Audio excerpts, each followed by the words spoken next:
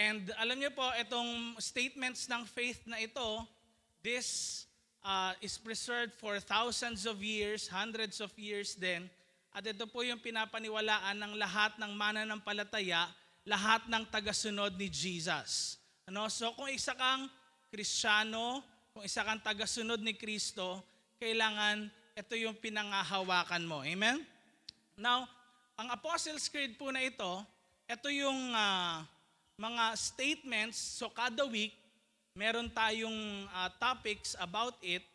And bakit ito yung paniniwala ng isang Kristiyano? Kasi perhaps most of us umaattend lang tayo sa church. Kaya tayo umaattend dahil perhaps na-invite lang tayo ng friends natin. Pero this time malalaman natin, bakit nga ba tinawag na Kristiyano ang isang Kristiyano? Bakit din yung katabi mo ay isang Kristiyano at naniniwala sa doctrine ng Christianity? Okay? Sabi mo sa katabi mo, ready ka na ba? Okay? Now, ang una pong statement ng Apostles' Creed ay, next slide please, pakita natin, God the Father and Creator. And ito yung topic natin ngayon. Sabay-sabay nga natin ulit basahin. 1, 2, 3, go! God the Father and Creator. Now, ito po yung unang person of the Trinity, God the Father. The Trinity is composed of God the Father, the Son, si Jesus Christ yon, and the Holy Spirit. Now, distinct sila, magkakaiba silang person, pero they are one God. Now, kapag sinabing Trinity, again, it speaks of tri-unity. Hindi po yan yung parang isang pamilya, hindi ho sila ganon. Ang Holy Spirit ho, hindi siya God the Mother, okay? Hindi ganon. Kundi, ang Trinity po, is there are three persons, but just one God. In that sense, hindi po tao ang Diyos. Kailangan natin maisip ngayon na hindi natin makikita dito sa earth na ito yung explanation talaga tungkol sa Trinity. Okay? Walang kahit ano man dito sa lupa na significance or pwedeng maihahalin tulad natin sa kung sino ba talaga ang Diyos. Nakuha ho natin? Kaya maraming times, we just tell kung sino ba si God, pero hindi yun yung buo niyang description. Now, hindi pwede rin sa pamilya natin, na halimbawa kung ako anak, may tatay ako, may nanay, parang unity, isa na yung tingin sa amin. Hindi ganon ang Diyos. Hindi sila magkakaibang Diyos. Isa lang ang Diyos, pero nahayag sa tatlong person. Pag sinabing person, tinatanong kung sino siya o sino ka. Tanong mo katabi mo, sino ka? O, sumagot ba? Anong pangalan niya? Kilala mo? Okay? But, kung tatanungin mo, ano siya? Tanong sa katabi mo, ano ka? Anong sagot niya? Tao o hayop? May narinig akong hayop daw. Okay? Now, alam niyo po, kapag tinanong natin si God, sino ba siya? He is of course God the Father, the Son, and the Holy Spirit. Pero kung ano siya, He is God. One God. Kaya it is the mystery of the Trinity na meron sa Bible na pinangahawakan what makes Christianity Christianity dahil hindi ho tao ang umabot sa tao, kung hindi Diyos ang nagligtas sa bawat isa sa atin. Nakuha natin? Hindi tao mula sa Amerika, South Korea, sa Pilipinas ang umabot sa bawat isa sa atin. Saan galing? Kung nasaan si Lord, siya mismo, si Lord mismo yung umabot sa atin. And kaya, mahal na mahal tayo ni Lord, and ngayon, inabot niya ang bawat isa sa atin, kaya meron tayong Christmas na pinagdiriwang, at kanina nakikiisa tayo sa death and resurrection ni Jesus Christ. Now, alam niyo po, maraming kiniklear si Apostle Paul in the Bible, particularly sa mga tao na kung saan pinamumunuan niya. So sa Corinth po, merong mga believers doon sa 1 Corinthians chapter 8 na sinabihan niya po ng ganito. So kung di niyo nababasa, basahin ko na lang po sa inyo.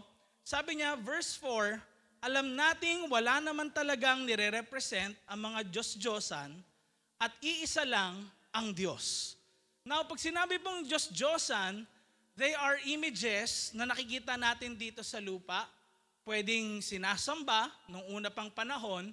And in ancient Rome, merong mga Greek gods, Roman gods, and goddesses. Actually, kahit yung calendar natin ngayon, merong resemblance yan ng mga gods and goddesses nung unang panahon. Janus, January. Yan, mga yan. At yung mga October, September, mga mga Roman emperor na, mga ganun na. Now, let me tell you na in the Bible, makikita natin na maraming mga tao, meron silang tinuturing God. Ano yon? Small g. Kahit din sa Philippine context, pag tinignan nyo at pinag-aralan, merong mga God of the sea, Diyos ng kalikasan, di ba? And even kahit bago pa tayo sakupin ng mga Espanyol, yung mga kanununuan natin noong una pang panahon, sumasamba sila sa mga bathala, ano pa? Anito, ano pa? Diwata, di ba? Sumasamba sila sa mga yon.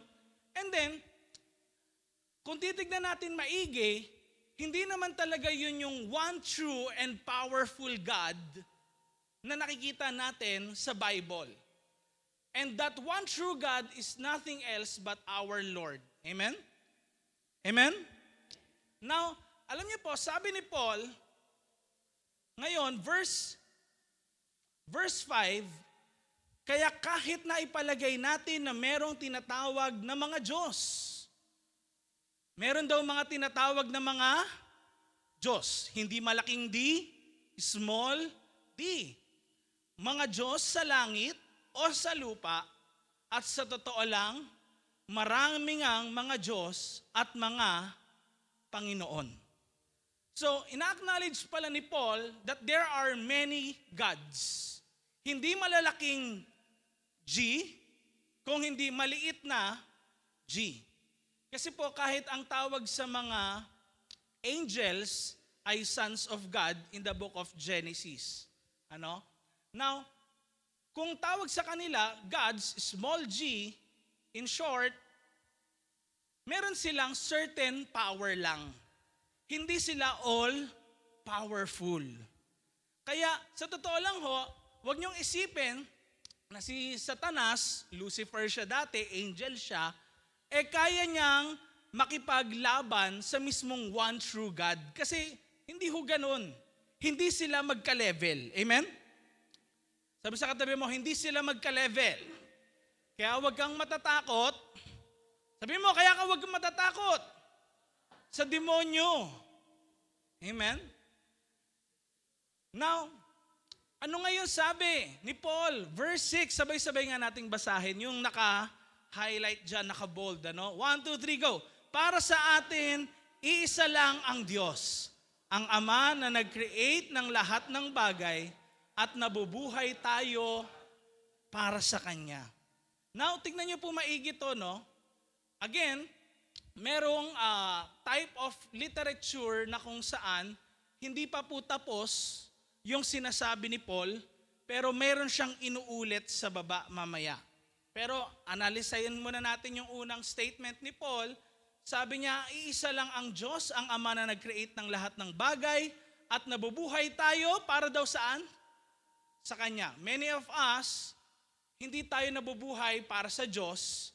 Nabubuhay tayo pwedeng para sa sarili lang natin or perhaps para sa pamilya natin. Ang nangyayari nagagawa natin yung hindi tamang bagay kasi hindi natin para sa Diyos ginagawa yung isang bagay. Dahil sa sobrang ka-aggressivean mo para sa pamilya ko, kaya mo nang pumatay, kaya mong magmura, kaya mong sumira ng buhay ng iba. Bakit? Kasi para sa iyo.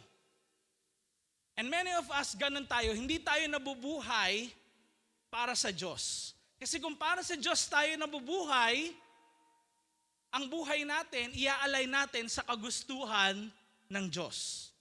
Amen? Kaya nakakalungkot po that our country ay tinatawag na Philippines, the only Christian nation in Asia.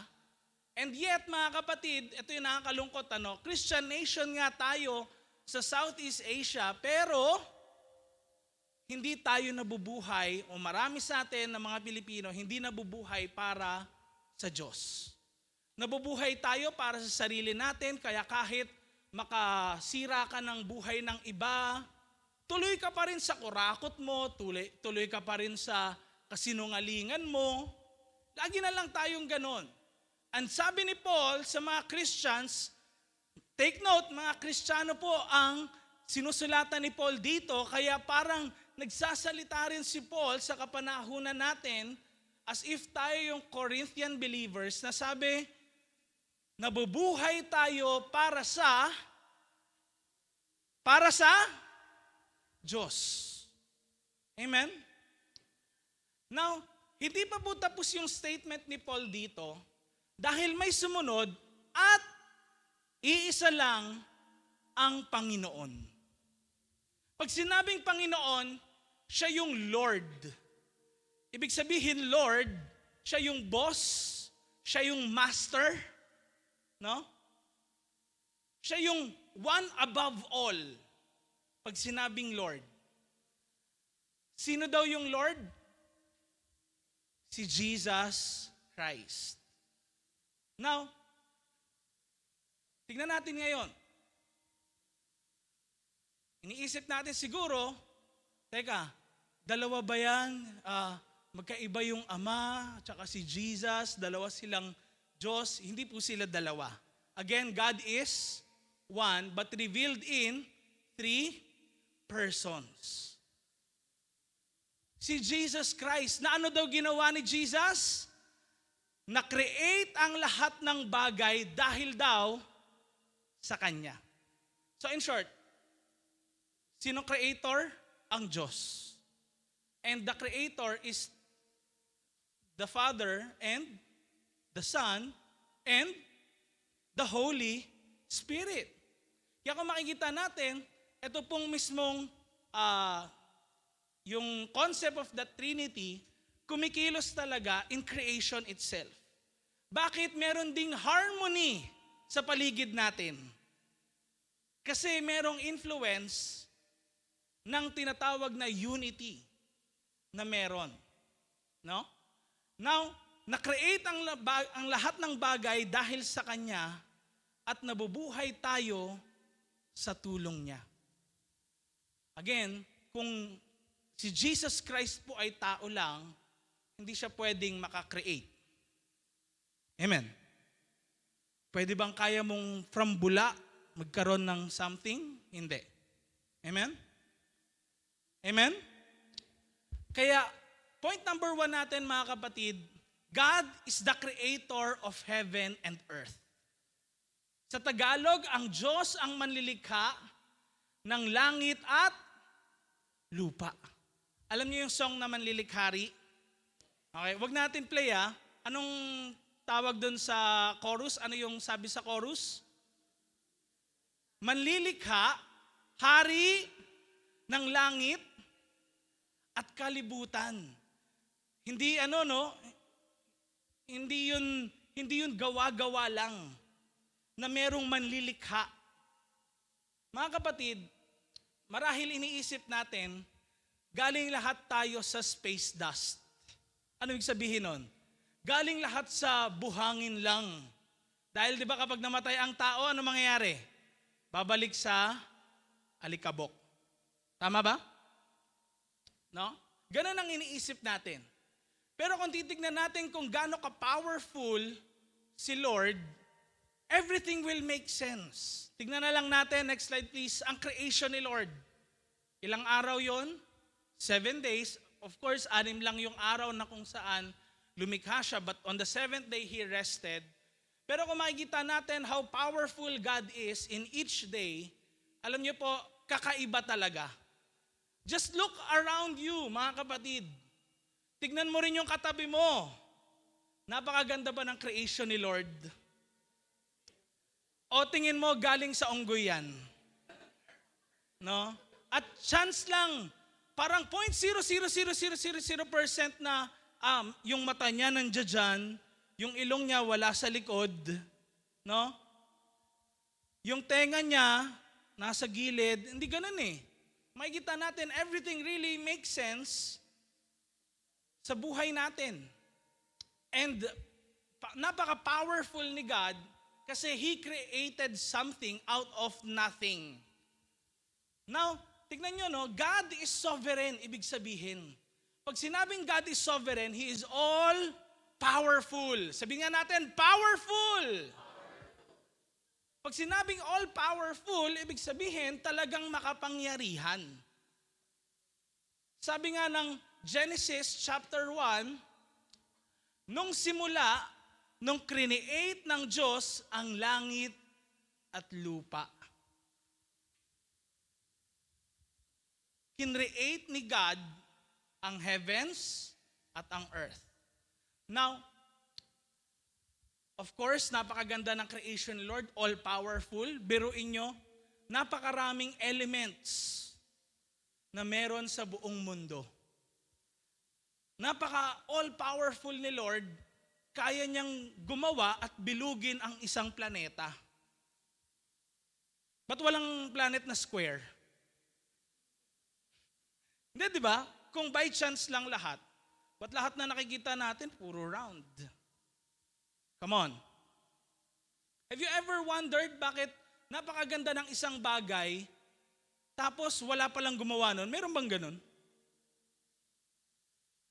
Ito pagpasok nyo sa bahay nyo, ayos lahat ng gamit mo. Nakatiklop lahat, no? Tapos sasabihin mo ba, wala nagligpit niyan. Pwede ba yon? Hindi pwede. Pero napakaayos eh. And even kahit tayo mismo, mga kapatid, God is so full of wisdom, next slide please, na alam niya kung ano yung pangangailangan ng bawat isa sa atin. Amen? Alam ni God, nauna sa lahat, kung lilikhain niya tayo on the first day, next day, wala tayong kakainin kasi wala pang heavens and the earth. Masasuffocate tayo, wala ring liwanag kasi hindi siya nag-create ng heavenly bodies pa. Wala pa ring pagkain na po pwedeng makain kasi walang vegetation, wala ring hayop, no? And the creation is very orderly and full of wisdom na kung saan maayos talaga na kinreate ni Lord lahat. Alam niyo po, sabi ng isang doktor na sa mata, sabi niya, nakilala niya si Lord, hindi daw nung nagbasa siya ng Bible, but he believed that there is God dahil sa mata. Tignan mo yung mata ng katabi mo. Okay? O wag matagal, baka ma-in love. Alam niyo po, yung mata natin, imposible po yan. Ang sabi niya, imposible yon na galing lang sa buhangin or sa isang dust. Bakit? Kasi yung composition po ng dust, hindi po yun composition ng mata. Pag lumambot ang isang matigas na bagay, ano mangyayari? Ano yon? Usually, kapag rock, lumambot, anong mangyayari? Parang lava. Yung niya, yung itsura niya. Mainit dapat. Pero yung mata natin, hindi ganon. Kahit yung filament, kahit yung cataract, yung lahat ng yan nandiyan dyan, talagang kakaiba talaga. Merong designer. Kaya ka nakakita. Design talaga yan. Napaka-perfect ng design kasi maayos. Amen? And kahit din tayo mismo sa katawan natin, kahit din sa mga alaga nating hayop, God is so full of wisdom sa lahat ng bagay. Alam niyo kung bakit isa lang yung bibig natin? Alam niyo kung bakit? Hindi magkakaintindihan, di ba, kung dalawa? Mag-uusap, kausap mo sarili mo. Kung ganon. Naisip niyo ba yon? Alam niyo, ang daming things pala in this world na, nga no, why is it like that? Bakit ganon? And even kung walang wisdom si Lord, or walang naging creator, bakit may gravity? Na until today, hindi pa rin masagot ng science, hindi pa rin masagot kung saan ba rin ang galing yung hangin, may umiihip ba niyan, no? May malaki bang electric fan na umiihip ng lahat ng hangin na yan, kaya nagkakaroon ng Meron bang ganun? And God is full of wisdom kasi alam niya yung pangailangan natin. Amen? And kung titignan natin maigi, hindi tayo nilagay sa Venus, kasi kung nasa Venus tayo, malapit tayo sa sun, sunog ka na. Mainit po ngayon dito eh. Oo, pero bearable naman, di ba? At least buhay ka pa rin. Pero pag nasa Venus ka, tusta ka na. Pag nasa Mars ka naman, walang tutubo kasi malamig masyado. Bakit kaya sa Earth? Bakit kaya ganun? Kung walang gravity, lumulutang na lang tayo. But God is full of wisdom. Kaya mga kapatid, alam nyo ba, every time that the Lord created something, He saw that it was very good. Kaya po, alam nyo, walang pangit na nanlikha si Lord. Sabi mo sa katabi mo, walang pangit na nilikha si Lord. Bakit po yung katabi ko? Pwede mong tanongin ganon, di ba? O bakit po yung yung iba? Pwede mong maisip yun, Pero let me tell you, kaya may ganon, it is because of our wrong choices. Bakit nagbakbak yung pisngi mo? Baka dahil sa nilalagay mo noon. Ako natin? Bakit hindi naging maganda yung relationship mo? Baka dahil sa wrong choices. Bakit na-deform yung ngipin mo? Dahil din sa wrong choices. Bakit puro sira ang ngipin mo? Wrong choices ulit. Dahil bakit? Kain ka siguro ng kain ng matatamis. Hindi ka sumusunod sa nanay mo, nagbabike ka, nadulas ka tuloy, bagsak yung mukha mo, yung ngipin mo, nasira. Now, kung makikita natin, napakarami nating maling choice kung bakit tayo ganito. Pwede inisip mo, ano po ako nahihiya po ako kasi parang ang pangit ko po. Di ba? Mataba kasi ako So may wrong choice tayo. Masyado ako kasing mapayat naman. Di ba? Yung iba ayaw naman na ganun, sobrang payat sila. May wrong choices na naman tayo. Sometimes, lahat biniblame natin kay God. Di ba? Tama ba? Yung things na hindi maganda nangyayari, even sa trabaho, biniblame natin si God Pero sa totoo lang, dahil yun sa wrong choices natin. Ba't di ka nag-aral mabuti noon? Di ka nagsipag mag-aral? Bakit nakulong ka? Kasi meron kang ginawang hindi magandang choice. Kaya God saw everything and it was good. Amen? Sabi sa katabi mo, napakaganda mo. Napakagwapo mo. Amen? Kaya eto mga kapatid na nakita natin dito, God, next slide please, God is the God of order. Ang Diyos po ay Diyos ng kaayusan. Alam niyo, every time na merong kaguluhan, unpeaceful times, doon natin makikita na kailangan nating questionin, is God really there? Okay. Pwedeng may hindi magandang nangyari sa relationship, sa family, or probably sa school. Bakit nagkaroon ng kaguluhan? Probably it is because of wrong choices. Kasi si God, kung titignan natin, in creation pa lang ng Genesis, God showed something na kapag nandun siya, umaayos lahat ng bagay. Let's look at Genesis chapter 1 verse 2. Tignan nyo, no? Anong sabi? Walang anyo ang lupa at walang anumang may buhay doon.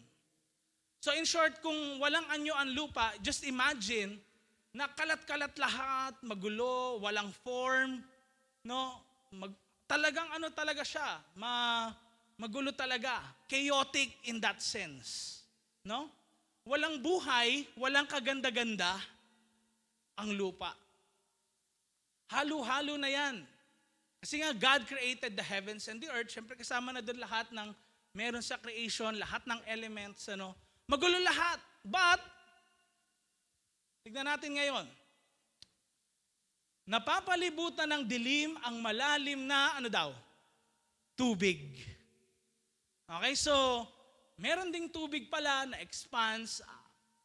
Kung imagine niyo na lang, maghalo kayo ng lupa, tubig, lahat ng klaseng elemento sa isang lugar, talagang chaotic yon. Hindi mo kayang hati-hatiin lahat. Hindi mo kayang isa-isahin yun. At hatiin mo, ito tubig lahat, ito lupa, ito ganyan. Hindi mo kaya. But take note mga kapatid, ano ba yung tubig dyan? Tubig dyan actually dalawang meaning. Ibig sabihin ng tubig is of course yung alam nating tubig, naiinom, nakikita natin sa ilog, nakikita natin sa dagat. Pero another meaning ng tubig ay ito ay chaos. Pag sinabing chaos, magulo. Bakit? Kasi yung tubig, sumasabay lang siya sa kung ano yung lalagyanan niya. Nakuha natin? So, just imagine na yung tubig na ito, dahil ang outside of the earth, wala naman lalagyanan ang buong ito, napaka-chaotic ng tubig nung time na yon. And take a look mga kapatid, kung paano yung Trinity talagang involved sa creation. Sa verse 2, ng Genesis chapter 1, balikan lang natin, tignan nyo, no? Anong sabi? At kumikilos sa ibabaw nun ang alin daw? Ang Espiritu ng Diyos. So, in the chaotic times pala, saan kumikilos si Lord? Dun sa mga time na mismong ganun. Na feeling natin parang napakagulo na ng buhay natin, si Lord kaya niyang ayusin lahat ng yun.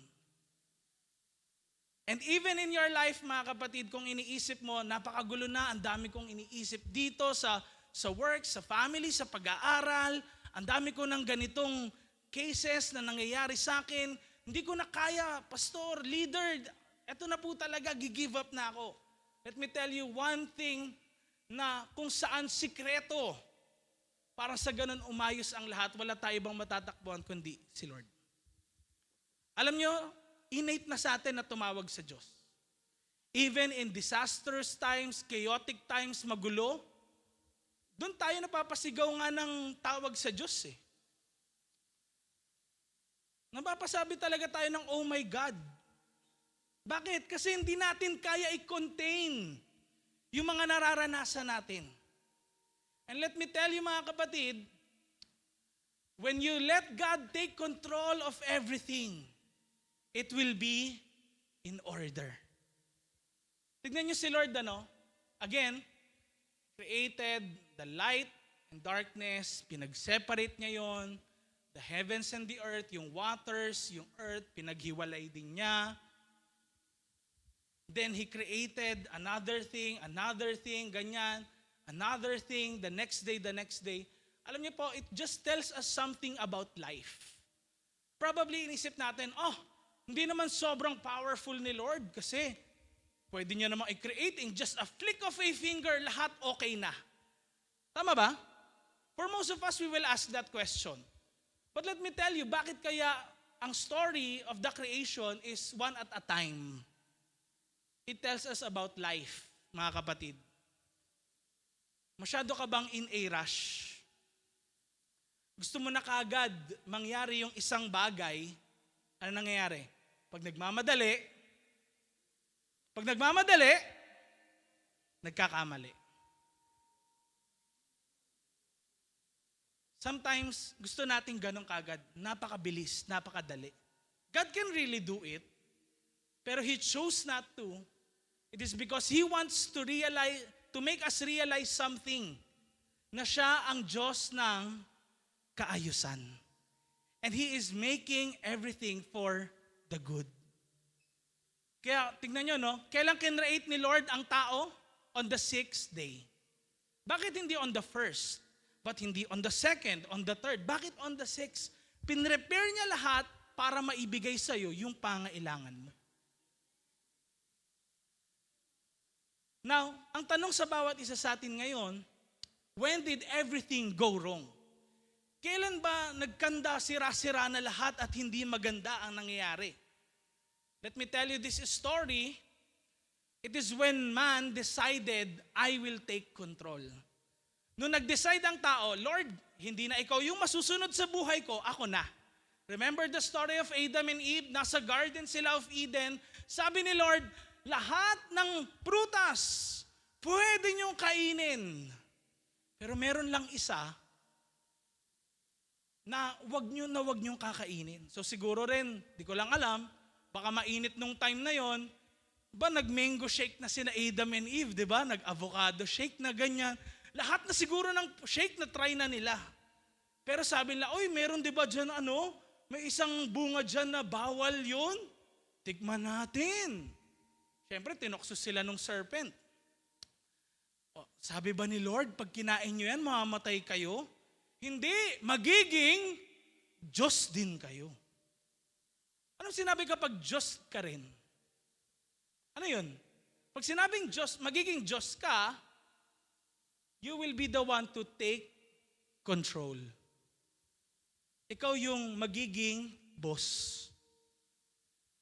Ayaw mo na sumunod sa kung anong gusto ni Lord. Now, tignan nyo, no? Ang ayos dati, nabibigay ni Lord yung pangailangan ni Adam and Eve. Si Adam, hindi pa siya sinusumpa ni Lord na magtitil ng ground, talagang magtatrabaho siya para lang kumita ng pera, para makakain. Maayos pa lahat, nabibigay lahat ng pangailangan niya. But everything goes wrong nung sinabi na nila, okay, this is it. Hindi ko susundin yung utos ni Lord. Bahala ka na dyan, Lord. Ako naman yung masusunod. Kaya take note, nung si Jesus bumaba, nagkatawang tao, anong sabi niya sa mga disciples paano mag-pray? Your will be done on earth as it is in heaven. Kasi hindi naging ganun yung relationship natin sa Diyos. Anong nangyari? Lord, hindi yung will mo, yung will ko, yung masusunod. Number 2, pag sinabing God the Father, God is the Father and Creator, ibig sabihin, si God po ang nurturer and provider. Sa Tagalog, ang Diyos ang nagbibigay ng ating mga pangangailangan. Na huwag nating isipin na katulad na lang ito yung pangangailangan natin, kasi nabasa ko po sa Bible, bumagsak yung maraming mga tinapay. Okay? Magkaibang case naman yon noon sa ngayon. Okay? Makinig muna tayo. But in this case, mga kapatid, yung bayang pinili ni Lord, ang Israelites, nakaalis sila sa Egypt, they have been slaves for 430 years. Ang mga Pilipino, 333 years lang. Sila mas matagal. So ngayon tumawid na sila ng Red Sea, hinati ni Noah yung Red Sea, di ba? Okay, si Moses ang naghati ng Red Sea. Okay? And then nung nakatawid na sila, ano nangyari? Pagdating sa desert or dun sa lugar ng ilang ang tawag, wala kasing tumutubo doon na kahit na ano. Walang tubig, walang mapagkukunan ng pagkain. Anong makakain mo doon? Ahas lang na nandoon, yung desert serpent lang? Anong kakainin nila? Paano sila makakasurvive? Millions yung mga Israelites at that time.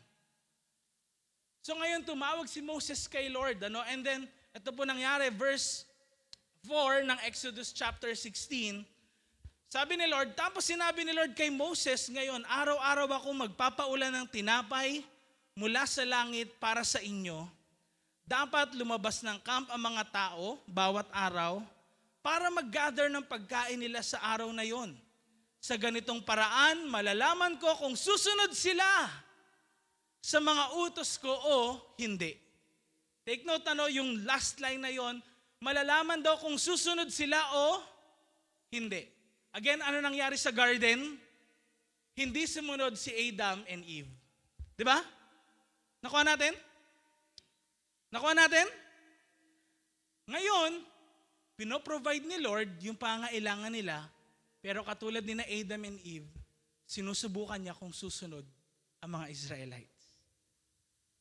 Nagpo-provide si Lord. Anong pinrovide niya?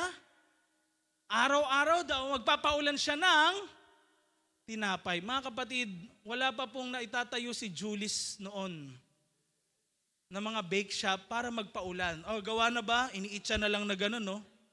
Walang ganun at that time.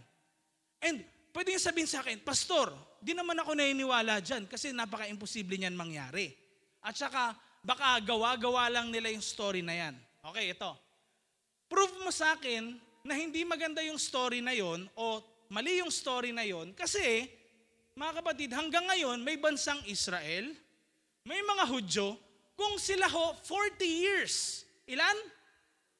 40 years. Walang kinakain, patay na sila. Pero nabuhay sila for 40 years sa desert. Paano sila nabuhay doon kung walang pinrovide si Lord na pagkain? So just imagine that. Kaya kung isipin natin na gawa-gawa lang to, it's not a made-up story kasi hanggang ngayon, merong bansang Israel at meron ding mga Hudyo. Amen? Kung hindi to totoo, patay na sila. Wala na magsasabi ng story na ito. And ano pa nangyari? Dahil nagreklamo yung mga tao, lagi na naman tinapay na naman, engi naman karne. Sumigaw, sabay-sabay nga tayo, karne. Ganyan sila. Tapos ngayon, si Lord, tignan natin, anong sabi? Next slide, verse 12. Sabi, narinig ko ang mga reklamo ng mga Israelites. Yan, narinig daw kayo. Sabihin mo sa kanila, meron silang makakain karne gabi-gabi. At makakain sila ng tinapay tuwing umaga hanggang sa, mabusog sila. Hindi lang basta makakain, anong sabi? Sino gustong mabusog? Si Lord, pag nagbigay talaga, hindi sakto lang, hindi tama lang, kailangan sobra. Busog talaga sila nung time na yun. Now, tignan nyo ngayon next. Dahil doon malalamang nilang ako si Lord, ang Diyos nyo. Verse 13, kinagabihan, dumating daw ang maraming pugo. Marami ng kwek-kwek, no? Doon nagsimula yung hard-boiled quailed egg. Now, tignan nyo ngayon. Napuno nila ang buong camp, kinaumagahan naman ay nabalot ng hamog ang camp. At ngayon mga kapatid, buhay ang bansang Israel. To tell that story of what happened thousands of years ago. Pwedeng tayo nagsasabi na, Pastor, kasi parang hindi naman relevant yan sa situation ko kasi sa time na to, hindi naman po ako, hindi yan yung kailangan ko na may babagsak ba talaga sa kamay ko na pagkain o pera na lang, ganun ba? Now, let me tell you kapatid, you can ask God ng provision niya para sa ganun, mabuhay ka, maka-earn ka ng mas malaki, at talagang ikaw, bigyan niya ng skills para magawa mo na maka-earn para sa sarili mo at sa family mo, sa pangailangan mo. In Matthew chapter 6, mga kapatid, si Jesus mismo, kinausap niya yung mga disciples niya at bukod doon, kasama yung thousands of followers niya. 15,000 nung time na yon. Ano? Ilan? 15,000. Okay? Sabi niya sa kanila, tignan nyo, no? Verse 25 ng Matthew chapter 6. Kaya sinasabi ko sa inyo, huwag kayong mag-worry kung ano ang kakainin at iinumin nyo para mabuhay kayo. At kung ano ang susuotin nyo. Alam nyo po, nung panahon nila, just imagine this, hindi pa po noon kasing modern katulad ngayon, ang mga tao ho, pagdating sa damit, bihira ho yung merong nahabi na tela. Usually, ang mga damit din nila ay mga galing sa mga hayop. No? And madalas din nakahubad yung marami rin. Bihira ho yung meron talaga mga damit. And yung damit din nila, pang matagalan ho yun. Hindi pa naimbento ang safeguard. So just imagine mga kapatid yung worry ng mga tao everyday. And yung water, wala pang aqua de something noon na nag-filter ng tubig para malinis yung inumin nila. So saan nga sila kukuha? Sa balon lang sila kumukuha. Sa ilog, umiinom sa batis. Ganun lang ho sila. Marami silang mga tao. Saan sila kukuha ng kakainin nila? Pero sabi ni Lord, di ba mas importante ang buhay kesa sa pagkain? At di ba mas importante ang katawan kesa sa damit? Verse 26, sabayan niyo po ako, no? Verse 26, sabay-sabay natin. Tingnan niyo ang mga ibon, di sila nagtatanim, nag-harvest o nag-iipon ng pagkain sa bodega. Pero pinapakain sila ng inyong Ama sa langit. Di ba mas mahalaga kayo kesa sa mga ibon? Tanong mo katabi mo, mas importante ka ba kaysa sa ibon? Anong sagot niya? Okay? Then verse 27, sabay-sabay nating basahin. Sino sa inyo ang kayang mapahaba ng isa pang oras ang buhay niya pag nagwo-worry siya?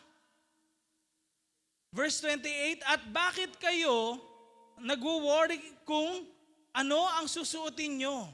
Isipin nyo kung paano lumalago ang mga bulaklak sa field. Di sila nagtatrabaho o nagtatahi. Verse 31, so wag kayong mag-worry na baka kapusin kayo sa pagkain, inumin o damit. Mga Gentiles ang nagwo-worry sa mga ganong bagay. Alam ng inyong tatay na kailangan nyo ang lahat ng ito. Sino sa inyo nakasurvive ng pandemic? Sino sa inyo nakarating yung subsidy? Hindi nakarating? Sige nga, yung nakarating. Sige nga, meron? Tignan nyo, no? Alam nyo, 2019, bago mag-pandemic, di ba? Nagda-drive po ako, papunta dyan sa may, alam niyo yung nagtahan bridge sa ilalim. So, nandoon yung mga squatter, di ba? Ngayon, anong taon na? 2024. Ilang taon? 5 taon na. Nakita ko pa rin nandoon. Ba't sila hindi nagutom? 5 years, di ba? Pandemic. Wala nga tayong nakain ng halos. Yung iba rin sa atin. Umasa na lang sa tulong din ng gobyerno. Hindi naman namatay sa gutom ang maraming mga Pilipino. Sipin niyo ho yun. Sabi din sa GMA, tinanong yung mga nakasurvive, matanda pa, 91 years old na. Paano ho kayo nakasurvive na ganyan? Alam nyo, sabi niya, tiwala lang sa Diyos. Kasi maraming namamatay, hindi dahil talaga sa gutom, sa namatay, dahil sa worry.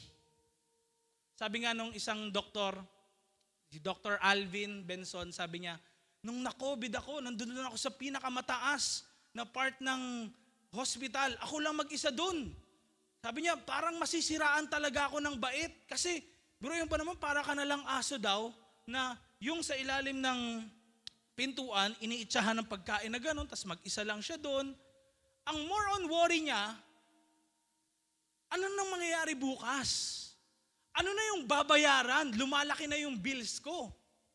More on yun yung worry niya.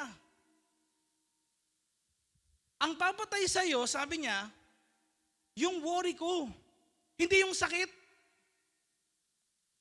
Hindi yung gutom. Yung worry. Now, tignan natin kung paano tayo pinush through ni Lord sa pandemic na yan, mga kapatid. Nakasurvive tayo. High five mo yung katabi mo. Praise God. But, doon natin makikita yung favor ni Lord sa atin. Amen? May report ba? Namatay ng mga nagutom sa balita? Wala eh. Namatay lang na diagnose ng COVID. Yun lang eh. Now, kung makikita natin, yun yung favor ni Lord sa lahat talaga eh. Na si Lord yun nagpo-provide. Amen? Verse 33, tignan niyo po ano sabi ni Jesus. Verse 33, sabay-sabay nating basahin. Pero higit sa lahat, unahin niyo ang kaharian ng Diyos at ang pagsunod sa kalooban niya at ibibigay niya sa inyo ang lahat ng mga bagay. Ano yung lahat ng mga bagay na ito? Lahat ng pangangailangan natin. Take note again, pagsunod daw saan? Kalooban ng Diyos. Hindi sa kalooban mo. Kalooban nino? Ni Lord. May mga sinasabi si Lord na wag mong gawin, hindi mo gagawin. May mga sinasabi si Lord na gawin mo, yun yung dapat mong gawin. Kaya verse 34, sabay-sabay nating basahin. 1, 2, 3, go. Kaya huwag kayong mag-worry kung ano mangyayari bukas. May sariling problema na ang bukas. Sapat na ang mga problema nyo sa bawat araw. Wala ka pang, hindi ka pa nga nagtatrabaho, may anxiety ka na kaagad. May depressed ka na kaagad. Tignan mo maigi. Ito yung kalaban ng bawat isa sa atin. Nagtitiwala ka ba kay Lord o hindi? Lord, alam ko kung paano mo ako tinawid nung pandemic, kung paano mo tinawid yung pamilya ko, hindi ko na alam mangyayari noon. Kung may kakainin pa ba kami bukas, pero Lord, eto ngayon, yung tiwala ko sa iyo. Amen? Amen? Number 3, last but not the least, God is a relational God. Again, yung topic natin, God is the Father and Creator. Ang Diyos po natin, hindi siya otherworldly being na malayo sa bawat isa sa atin at walang pakialam sa buhay ng bawat isa. May pakialam ang Diyos sa bawat isa sa atin. Actually, gusto niyang mag-form ng relationship sa atin. Hindi yung iniisip niyong relationship na boyfriend, girlfriend, or asawa, kung hindi type of relationship na kung saan makikita mo yung pagmamahal ng isang ama at ikaw ay anak. Tingnan niyo si Jesus ngayon, nagturo sa mga disciples paano mag-pray sa Diyos. Tingnan niyo, anong sabi? Next slide. Matthew chapter 6 verse 9. Anong tinuro niya? Ama namin sa langit, sambahin ang pangalan mo. Take note yung ama namin sa langit. Bakit tinawag ama? Hindi sir, hindi boss, hindi Lord ang tawag. Anong tawag? Ama. Bakit? Kasi pwede tayong lumapit dahil meron kayong malapit na relationship. At yung context po ng buong Matthew chapter 6 tungkol yan sa pangangailangan. Personal na pangangailangan natin. Na huwag kang mahiya kay Lord pag lumapit ka kasi anak ka ng Diyos. Kung ikaw ay susunod sa Kanya. Take note mga kapatid tingnan niyo Ama daw natin ang Diyos sa langit. Pag sinabing ama, kilala ka dahil ikaw ay anak. Pag sinabing ama, meron kayong malapit na relationship. Nakuha? Nakuha? Tignan nyo ngayon. Kapag may isang tao na malimos sa'yo, o kaya ganito nangyari, binigyan mo ng 20 pesos, tapos sinabi niya sa'yo, 20 lang, anong mafe-feel mo? Magagalit? May inis? Tama ba? Okay. Paano kung anak mo yung nagsabi sa'yo? Sa mga mga magulang dito, taas kamay magulang. Paano pag sinabi ng anak, di ba, sa inyo, ma, ba't 20 lang? Pwede bang dagdagan mo naman? Ma-offend ka ba? Hindi. Sabihin mo lang nga lang, ay anak, pasensya na kasi tight yung budget natin ngayon eh. Di ba? O kaya, hayaan mo anak, paglulutuan na lang kita. O kaya, sige, ito, 50 pesos, dagdagan ko. Hindi ka ma-offend dahil bakit? Anak mo yun. Nakuha natin? Pero pag di mo kilala, nagsabi sa'yo noon, anong mangyayari? Wala kasing relationship, hindi papansinin. Aalis na lang. Nakuha natin? Yun yung kaibahan ng merong may relationship sa Diyos at sa wala. Huwag tayo magtaka kung ba't ganun po, pastor? At times, nananalangin ako, pero parang di nadidinig ni Lord yung panalangin ko. Parang feeling ko po close yung langit pag nananalangin ako. Check mo ngayon yung relationship mo sa Diyos. Yung totoo. Talaga bang sinusunod mo si Lord sa buhay mo o ikaw ang nasusunod? Amen? Now, itong prayer na ito, pag tinuro ito ni Jesus, hindi naman po ito yung all throughout, ito na lang yung panalangin mo. Kung hindi, guide ito. Okay? Kung paano tayo lalapit kay Lord. Anong tawag natin sa Kanya? Ama. So sabi dito, Ama namin sa langit, sambahin ang pangalan mo. Pwede mong i-praise si Lord. Lord, napakabuti mo sa buhay ko. Next, verse 10, dumating sana ang kaharian mo. Lord, sana po dumating ka na para talagang maging maayos na yung kalagayan namin. Kasi pag dumating ka na, Lord, magiging talagang heaven on earth. No?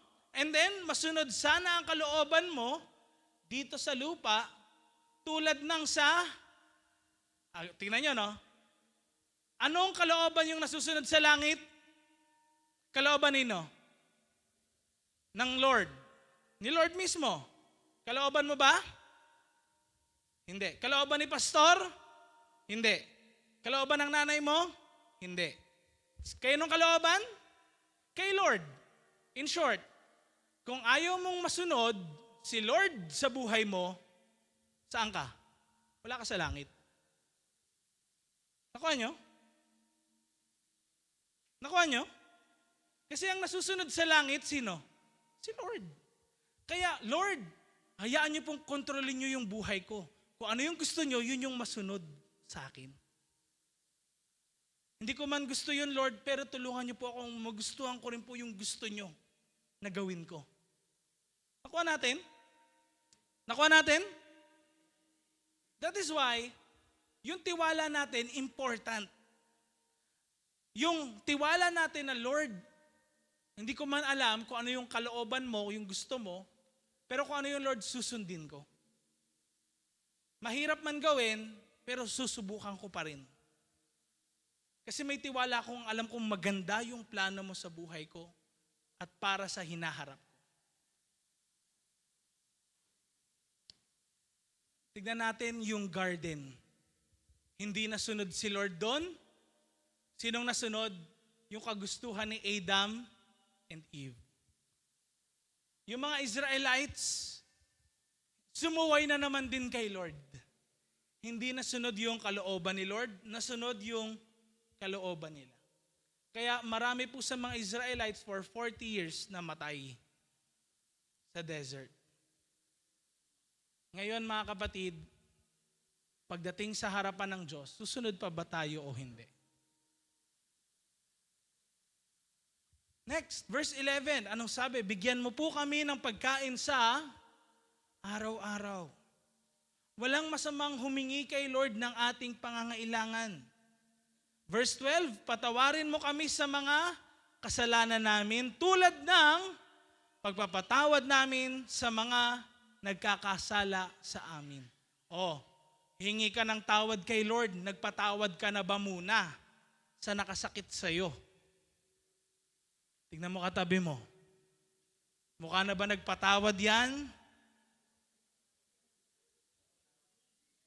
O pinapatawad mo na ngayon?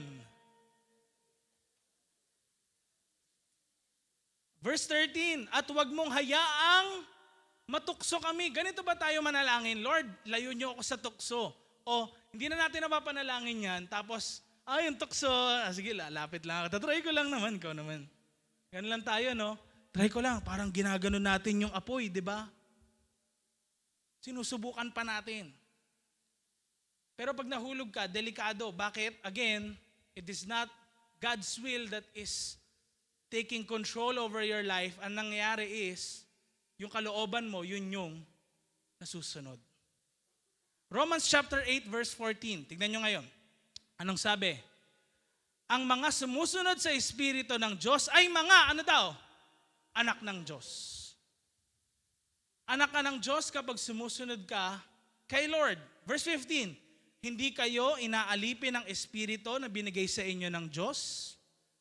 Hindi tayo inaalipin in a sense na parang grabe naman yan, wala ka ng freedom. Hindi tayo ganun eh.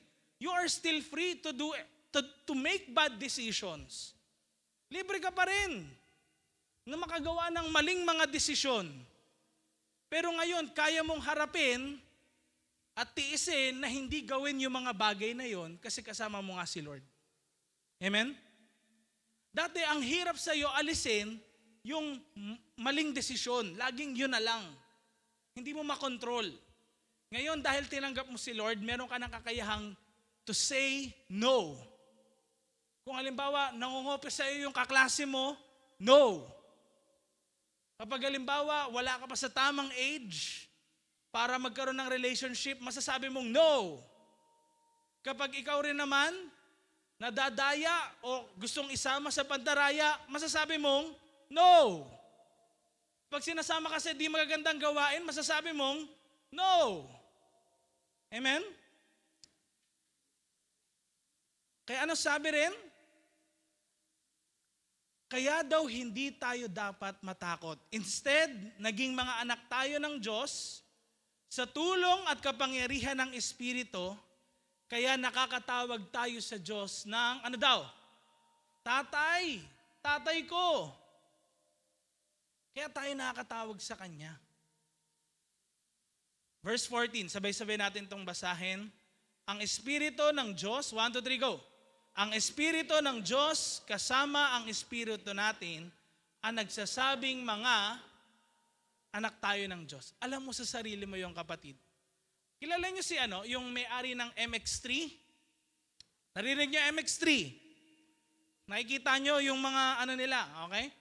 Alam niyo sabi nung owner nun, ni Ma'am Gina, sabi niya, alam mo nung wala pa daw siyang relationship kay Lord, sabi niya, kahit may pera ako, alam ko, wicked ako.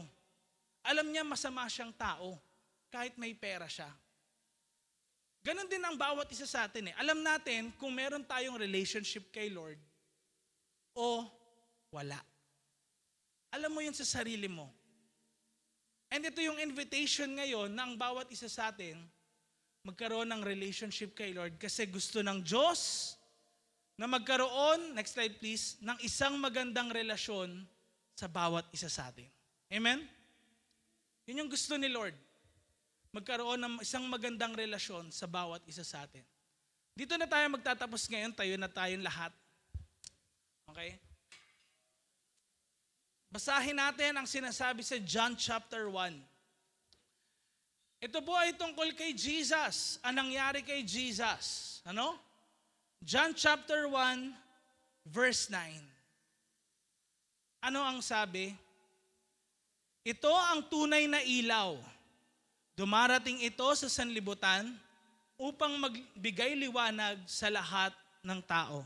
Verse 10, dumating ang salita sa sanlibutan, ngunit hindi siya kinilala ng sanlibutang ito na nilikha sa pamamagitan niya. Anong ginawa nga kay Jesus? He was hanged on the cross. Hindi siya tinanggap eh. Pumunta siya sa kanyang bayan, ngunit hindi siya tinanggap ng sarili niyang bayan. Pero tignan natin ngayon verse 12. Sabay-sabay nating basahin. 1, 2, 3, go. Subalit ang lahat ng tumanggap at sumampalataya sa Kanya ay binigyan niya ng karapatang maging mga anak ng Diyos. Sino daw? Lahat ng tumanggap at sumampalataya.